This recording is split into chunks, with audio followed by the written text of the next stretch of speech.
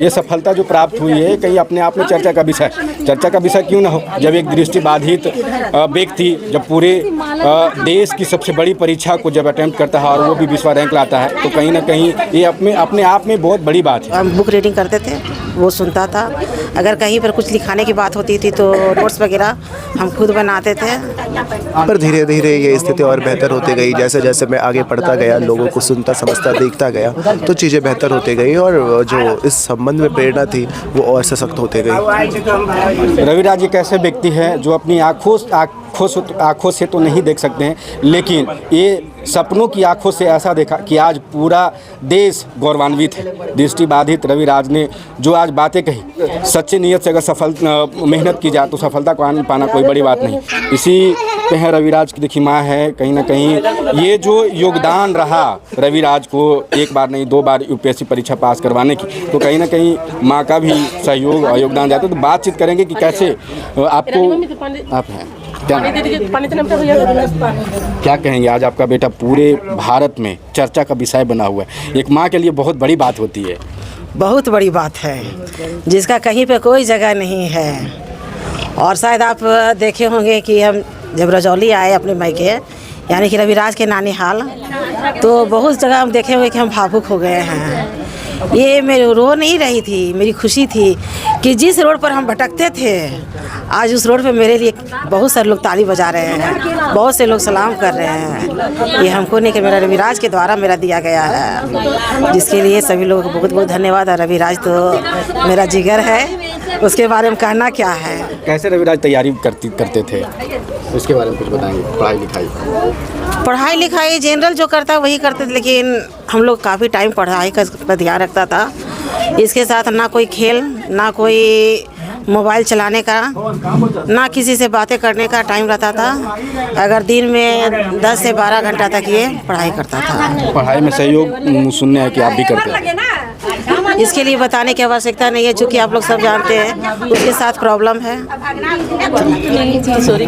हाँ, उसके साथ प्रॉब्लम है तो वो तो अपने से कर नहीं सकता था, इसलिए उसके साथ उसका पढ़ाई हम बुक रीडिंग करते थे, वो सुनता था।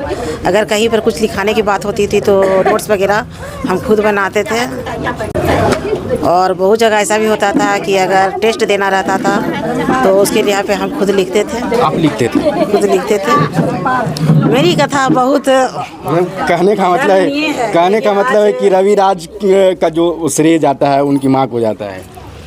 हम लोग माँ के बोल देते हैं तो क्या कहे, लेकिन रविराज तो मेहनत किया, वो किया, उसके साथ हम चले।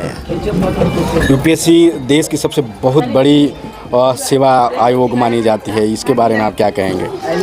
वो हमारे भारत देश में उससे ऊपर कोई एग्ज़ाम नहीं है और इसका रैंक भी है, बहुत अच्छा रैंक है। जो इस रैंक के लिए बहुत से लोग देख सुन करते हैं, देखते भी हैं, वो भी नहीं ले पाए जो मेरा रवि लाया है, जिसके लिए पूरे भारत में उसका चर्चा है। और बिहार की तो बात ही नहीं, पूरे भारत में है। और गांव घर, नानी घर, आज यहाँ पर इतने लोगों की भीड़ देखकर लगा कि नहीं कुछ है। बात करेंगे, क्या कहेंगे। आपके गांव, आपके घर आए हुए हैं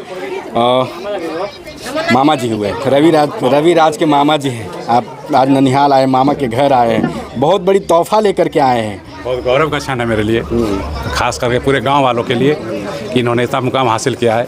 इसमें सारा श्रेय इसकी माँ और इसके बाबूजी को भी जाता है, ठीक है ना, जिन्होंने अपनी जीवन का मूल उद्देश्य बेटा को बना दिया और अपना सारा सिपर निछावर कर दिया। आज बेटा अगर मुकाम पे पहुंचा है तो इसमें इन लोग का भी बहुत बड़ा योगदान है और इस काबिल इन्होंने बनाया कि पूरे गांव, पूरे मोहल्ला, पूरे देश का नाम रोशन कर सके। एक मामा जी और हैं, क्या बिजली ऑफिस में हैं, बड़े बाबू हैं। और कहीं ना कहीं आज का जो ये पल और ये जो क्षण है ये तो यादगार भरा है, क्या कहेंगे। रविराज निकनेम शुभम है। निकनेम शुभम है। रविराज शुरू से ही मेधावी रहे हैं और अभी मतलब पिछले 10 वर्षों से दृष्टिबाधित की ओर बढ़े हैं 12 तक इनका दृष्टि जो था वो 50% दिखाई पड़ता था। 12 के बाद ऐसे क्लास 5-6 से ही थोड़ा थोड़ा प्रॉब्लम आ गया 30%। उसका इलाज भी अलीगढ़ हुआ है, शंकर नेत्रालय में भी हुआ है। बचपन में यही पढ़ा लिखा, इसी घर में जन्म लिया है। इसकी माँ, हम लोग बगल में रहते थे, जो अभी भैया थे उनके घर में जन्म हुआ इसकी माँ का। तो हम लोग पूर्ण रूप से यहीं रह गए, यहीं बस गए। और रविराज जब क्लास 12 में गया तो इसका मन में जगा कि हम IAS बने, हम IAS कर सकते हैं। इनके एक शिक्षक थे उदय पांडे या क्या, तो बोले बन सकते हो, क्यों नहीं बन सकते हो। तो उसके प्रति ये थोड़ा सा जागरूक हुआ। और ये इंटर में जो है सो 10 में तो 10 CGPA लाया, इंटर में 9.2 CGPA या परसेंट जो था उसमें आया। और वो लग गया इंटर से ही सीताराम साहू कॉलेज में एडमिशन कराया ग्रेजुएशन में, और इस अपना तैयारी शुरू कर दिया। कहते हैं कि रविराज जी जो भी तैयारी कर रहे थे उसके पीछे उनकी माँ काफ़ी मेहनत की, उसके लिए क्या करें? आपकी जो बहन है वो काफ़ी मेहनत की। उनकी माँ जब इनका दृष्टि बाधित हो गया, ऑलमोस्ट 90 से 95% बाधित हो गया, तो अपना पढ़ाई जो सो यूट्यूब के माध्यम से या ऑडियो के माध्यम से करता था। और उसकी माँ जो है सो किताबें पढ़ती थी, नोट्स बनाती थी। इवन जब टेस्ट देने की बारी आई BPSC में, तो उसकी माँ श्रेयस IAS करके कोचिंग सेंटर था, वहाँ जाकर टेस्ट देता था। उसकी माँ लिखती थी। हाँ, उसकी माँ लिखती थी और एक क्वेश्चन का आंसर देता था। माँ क्वेश्चन पढ़ती थी, आंसर देता था। इसके लिए अतिरिक्त 40 मिनट समय भी मिलता है BPSC या UPSC में।